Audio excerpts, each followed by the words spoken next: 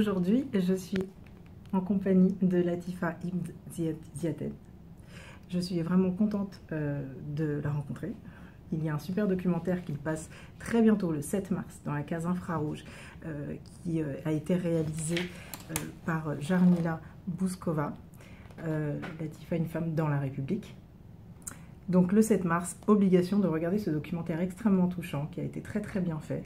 Vous êtes donc la maman d'Imad, la responsable de l'association Imad pour la jeunesse et la paix.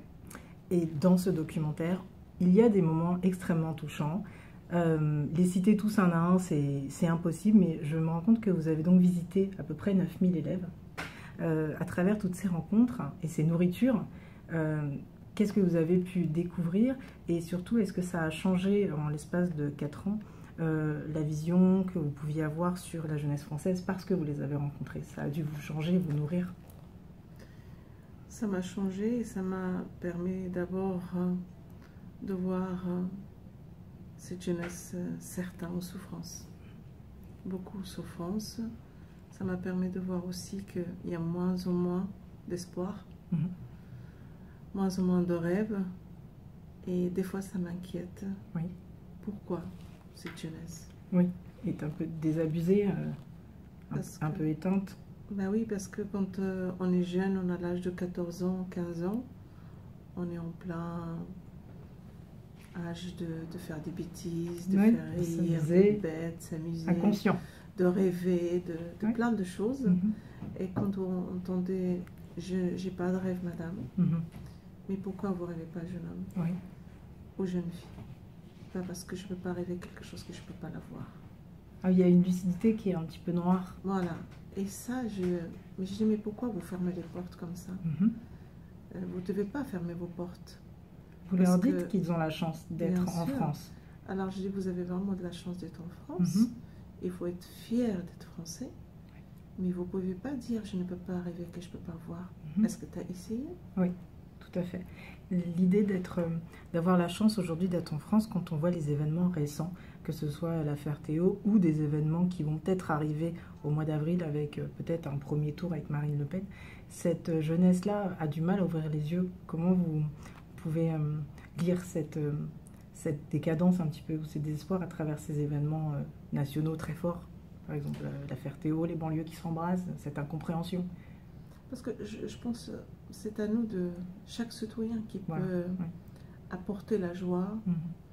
Nous, les modèles qu'on doit faire rêver nos jeunes, parce que nous, les modèles. Oui. Vous savez, quand on a une prof, il peut me faire rêver. Ma mère, il peut me faire rêver. Un ami, il peut me faire rêver. Oui. Donc il faut aller chercher proche de choix pour comprendre la chance qu'il y a dans un pays où on a le droit de s'exprimer. Voilà, on a la liberté, on peut dire ce qu'on pense, on peut chercher les questions ou la réponse, mais on ne peut pas dire les portes sont fermées, je ne peux rien faire. D'accord. Il y a, pendant 24 ans, donc vous avez travaillé en tant que cuisinière, il y a un autre moment touchant qui est le poulet à la crème. Pour ceux qui le verront, ils comprendront. Il y a donc toutes ces années, quand vous avez donc démarré dans cette cantine et que vous avez eu envie d'un premier temps de faire goûter votre cuisine, la mienne aussi parce que je suis marocaine comme vous, et de passer au poulet à la crème, est-ce que c'était plus facile à ce moment-là de s'intégrer ou de parler à toutes les communautés? Vous savez, quand je suis rentrée en France, j'avais 17 ans et demi. La seule rêve que j'avais, de rentrer dans une peau d'une femme française, de faire comme elle, tout comme elle, m'habiller comme elle, cuisiner comme elle, être en liberté comme elle. Je voulais tout ça. Et j'ai réussi, parce que j'ai trouvé des femmes, et ces femmes, ils ont aidé cette fille de 17 ans et demi. Des guides, oui. Des guides. Ils n'ont pas jugé. Non, non. Ils m'ont fait confiance en moi, j'ai confiance en eux, ils m'ont appris comment m'intégrer, comment je peux avancer ma vie, comment je peux gérer ma vie. Et ça, c'était quelque chose que je ne pourrai jamais oublier. Bien sûr, on vous a regardé comme un être à part entière. Bien sûr. Et pas comme un envahisseur. Non, pas dangereux. Du tout. Pas du tout. J'ai jamais eu un regard de froid ou un regard, toujours ce regard avec le sourire. Alors la petite marocaine, ça va, tu t'es habituée. il fait froid chez nous, il faut s'habiller. Oui. C'est pas le Maroc, c'est pas le soleil. Oui, et vous voyez, c'était l'échange. Quand je faisais le couscous, j'ai donné mon plat.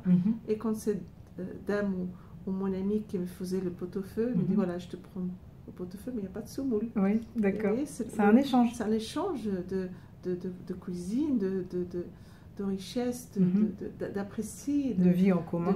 C'est ça, le vivre ensemble. Et ça, c'est le vivre ensemble. Pour moi, ça a commencé à l'âge de 17 ans et demi. D'accord. Et lorsqu'on entend aujourd'hui, en 2017, des termes comme intégration, assimilation, musulmans de France, est-ce que vous pensez qu'il y a un glissement sémantique de la langue qui est utilisé parfois très maladroitement par rapport à cette époque-là où vous aviez 17 ans? Le pays a un petit peu changé sur ce point de vue-là. Je pense que l'État, il est responsable d'une partie parce que quand on a créé ce ghetto, moi quand je suis venue, ça fait maintenant 43 ans que je suis en France, c'était pas le même regard. C'est pas le même qu'on voit aujourd'hui, cet amalgame. On ne mettait pas les gens à part. Il y avait un mélange, il y avait cette mixité dans les cités. Aujourd'hui, quand vous partez dans les cités, il n'y a plus de mixité. Non. Et quand j'entends, ils disent, il ne veut pas s'intégrer. Et oui, mais s'intégrer à quoi? Voilà. Et moi, je dis, mais s'intégrer à quoi? Au couscous? Oui, c'est ça, mariage?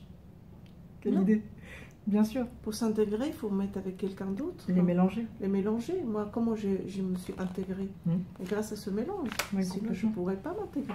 Tout à fait. Et là, c'est vrai que... Aujourd'hui, je rencontre des femmes qui sont 40 ans, 30 ans en France, qui ne parlent pas le français. Et ça me fait mal. Je dis, mais pourquoi vous n'êtes pas sortie? Mais où, madame? Allez dans les centres. Moi, j'ai appris dans le centre SNCF. C'est là où j'ai appris tout. Mais c'est ça, c'est cette volonté que vous avez qui est assez incroyable et que Jarmila montre très très bien dans ce documentaire. Vous dites à un moment donné, et sans langue de bois, et je vous en remercie, les parents ont aussi une responsabilité. Vous avez grandi dans une villa à Tétouan. Il n'y a pas de raison que ces enfants, vos enfants, grandissent dans des bars HLM. Donc donnons-nous les moyens de, vous dites, investir sur l'avenir. C'est une très belle formule. Donc il y a aussi là une volonté chez vous de ne pas vouloir être dans un discours victimaire et de se dire que la volonté suffit à dépasser les clans. Bien sûr. Moi, j'aime pas pleurer. Oui. Vous savez, on ne peut pas toujours être victime. Oui. Voilà, on n'a pas de chance. Mais si est-ce que j'ai cherché cette chance pour ne pas l'avoir? Oui. Il faut la chercher d'abord. Oui. Quand on est parents, moi, j'ai vécu dans une grande maison. La place. Et j'habitais dans un appartement tout petit. Et j'ai pas voulu faire grandir mes enfants là. J'ai dit, je me sacrifier, moi et mon mari, de voir une grande maison pour mes enfants. Bien sûr. Et beaucoup de gens me disent, mais tu vas manger des pommes de terre. Oui. Eh bien, c'est pas grave. Pas grave. S'il faut manger des pommes de terre, ils ont un toit. Je m'investirai dans le pays où je suis. C'est là. Et pour l'éducation scolaire aussi. L'éducation, elle est importante parce que la présence des parents, elle est importante. Surtout la mère. C'est un discours qu'on n'entend pas, c'est pour ça que c'est la mère, elle est prof, elle est mère, elle est amie, le pilier de la maison. Le père, c'est l'autorité, le respect, le chef de famille. Si on n'a pas les deux piliers, c'est très difficile pour l'enfant. Bien sûr. Alors, l'école, s'il n'y a pas de pilier qui suit, l'école ne fonctionnera pas. Et l'idée donc du coup de montrer, sans juger, la place des parents, c'est très important. Il y a un petit jeune homme dans le documentaire qui s'appelle Koulibaly et qui dit déjà je suis noire, je m'appelle Koulibaly, ça veut dire que j'ai pas vraiment d'espoir dans ce pays. Et c'est justement à ses parents de pouvoir lui dire ne te vis pas comme ça. C'est un fait d'actualité de s'appeler Koulibaly, mais ce n'est pas une identité. Et par rapport à cette histoire d'identité, on est musulman, moi je suis musulmane par exemple, mais ce n'est pas mon identité, et je voulais avoir votre point de vue aussi là-dessus, entre le terme identité française et identité musulmane. Est-ce qu'être musulman, c'est une identité? Pas du tout. Pas du tout, parce que j'ai horreur d'entendre, quand j'entends les musulmans de France, ou l'islam de France. Des fois, je dis, mais c'est dommage, ces hommes politiques, de parler comme ça, de séparer le peuple. Parce que la religion musulmane, c'est une religion. C'est pas une identité, c'est pas une nationalité. C'est une religion, comme chrétien, comme judaïsme, comme bouddhisme ou catholicisme, exactement la même. Chacun y pratique à sa manière, à sa foi personnelle. Je peux être musulmane et pratiquante, ou de ne pas être, ni je suis ni mieux ni pire. C'est pas parce que je pratique que je suis mieux que vous, ou si je ne pratique pas, je suis mieux que vous. C'est la même personne. Personnel, oui. Voilà, c'est ça qu'on doit penser tous, parce que l'islam, c'est une religion. C'est pas une identité, c'est pas une nationalité. C'est très important de le redire dans cette année importante électorale. C'est très important de l'entendre. Pour terminer, le voyage, donc vous visitez, vous continuez à visiter des écoles et rencontrer des gens pour ouvrir les esprits à la paix et de vous confronter à la jeunesse. C'est une mission, c'est quelque chose que vous vivez comme une mission aujourd'hui, que vous allez continuer pendant longtemps? Moi, j'ai promis à mon fils. Oui. C'est une promesse que je tiendrai fin de ma vie. Tant qu'il a santé, tant que j'ai de l'aide, de soutien, je continuerai ce combat. Je ne lâcherai pas. D'abord, lui m'a laissé ce message, ce fils, ce cher qui est parti. C'est ma moitié. Alors elle est toujours là. Il est mort debout, je reste debout. Oui. Je ne veux pas un autre Mera. Je ne veux pas avoir une autre père qui souffre comme moi. Et le combat, il continuera aujourd'hui. Je ne lâcherai rien. Ouais. Ça, c'est une promesse que j'ai faite et je resterai toujours la même. De passer ce message de paix et de vivre ensemble et d'aller vers l'autre et de ne pas avoir peur de l'autre. Surtout pas la peur. Si on a peur, la peur, ça créera de la haine derrière et on devient violent. Parfait. Je vous remercie beaucoup. Merci.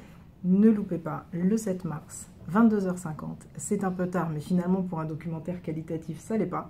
Dans la case infrarouge, Latifa, la femme dans la République. Je vous remercie et à très bientôt sur La Ruche Média. Merci à vous.